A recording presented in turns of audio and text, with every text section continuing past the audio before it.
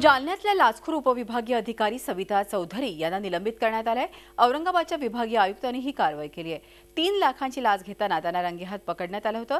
त्यानंतर लाचलुचपत प्रतिबंधक विभागाने केलेल्या चौकशीत सविता चौधरीकडे अमाप माया सापडली होती। यात बाद झालेल्या 2.5 लाखांहून अधिक रकमेच्या नोटा, 4 भूखंड, घर अशा कोट्यवधींच्या मालमत्तेचा समावेश आहे।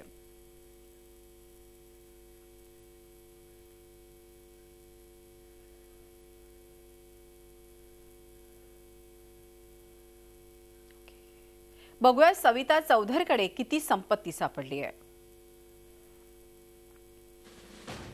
लाचखोरीचा एक स्त्रीचा नवा चेहरा, 2,69,000ची कॅश सापडली।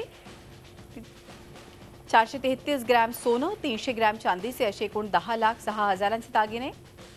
औरंगाबादच्या सातारा परिसरात रो हाऊस, गारखेड्यात घर। 2011 मध्ये बोरगाव, तालुका गेवराई, जिल्हा बीडमध्ये घेतलेली 2 हेक्टर जमीन। 2006 मध्ये औरंगाबादमधील आडगावात खरेदी केलेल्या 1 हेक्टर 45 गुंठे जमीन। 2006 मध्ये चिखलठाण्यात सातारा गावात 356 चौरस मीटरचे प्लॉट घेतले। 2006 मध्ये झी 24 तास रहा एक पाऊल पुढे।